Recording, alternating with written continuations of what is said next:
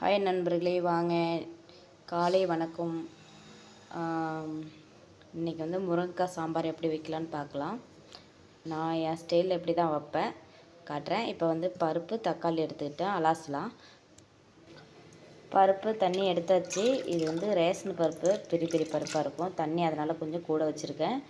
இப்போ வந்து விசில் விட்டுக்கலாம். இப்போ வந்து பார்த்திங்கன்னா 2 முருங்கைக்காய், 3 வெங்காயம், ஒரு தக்காளி, ஒரு உருளைக்கிழங்கு, இங்கே பாருங்கள், லைட்டாக ஒரு மாங்காய், ஒரு பாதி போன வாரம் வச்சேன், அது மீதி வச்சுருந்தேன், அந்த மாங்காய் இப்போ கட் பண்ணிக்கலாம்.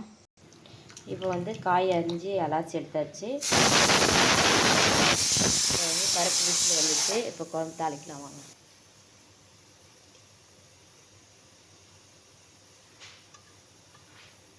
இந்த அளவுக்கு எண்ணெய் ஊற்றிக்கிட்டேன். போட்டுக்கலாம். இப்போ வந்து இதில் கடுகு, நான் வடகம் போட்டு வச்சுருந்தேன், அதையும் போட்டுக்கிட்டேன். வெங்காயம்,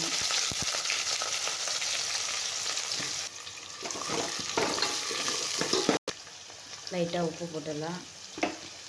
இப்போ வந்து கருவேப்பிலை போட்டுடலாம். தக்காளி போட்டுக்கலாம். இப்போ வந்து வெங்காய தக்காளி இப்படி வதக்கிடுச்சு. இது பாருங்கள், பருப்பு விசில் நல்லா வந்துச்சு. இந்த அளவுக்கு பருப்பு வச்சுக்கிட்டேன். காயை அலாச்சி வச்சுட்டேன். மாங்காய் வந்து குழம்பு கொதிச்சிருப்பது தான் போடணும். இப்போ காயை போட்டுக்கலாம்.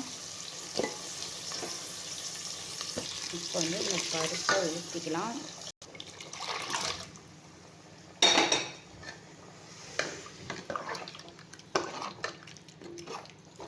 இப்போ இந்த அளவுக்கு குழம்பு ஊற்றி வச்சுட்டேன். அது வடகம் போட்டதுனால கருப்பாக தெரியுது உங்களுக்கு. இப்போ உப்பு போட்டுக்கலாம். இப்போ வந்து குழம்பு தூள், அரைச்ச தூள் தான் நான் போட்டுக்கிறேன். ஒரு 3 ஸ்பூனு தேவையான அளவுக்கு போட்டுட்டு கிண்டி விட்டுக்கலாம். அவ்வளோதான். வந்து முருங்கைக்காய் சாம்பார் கொதிக்க வச்சு பார்த்துக்கலாம். முருங்கைக்காய் வேணுங்கிறதுனால கொஞ்சம் எச்சா தண்ணி ஊற்றிருக்கேன். இந்த அளவுக்கு இருக்குது. முருங்கைக்காய் வேகணும் அப்படிங்கிறதுனால நான் எச்சா தண்ணி ஊற்றிருக்கிறேன். பார்க்கலாம் வாங்க. ஹாய் நண்பர்களே, வாங்க. இங்கே பாருங்கள், குழம்பு கொதிச்சிச்சு. கொஞ்சம் தண்ணி சாராக இருக்கும் போதே நான் அப்படி இருந்தால் தான் நல்லாவும் இருக்கும். குழம்பு கொதிச்சிச்சு. இப்போ வந்து அரிஞ்சு வச்சுருக்க மாங்காய் போட்டுக்கலாம். அது வந்து மாங்காய் வந்து ஒரு வாசத்துக்கு தான், மாங்காய் சாம்பார் போட்டால் நல்லாயிருக்கும். இப்போ என்ன, இது ஒரு 2 கொதி வரட்டும், வெயிட் பண்ணுங்கள்.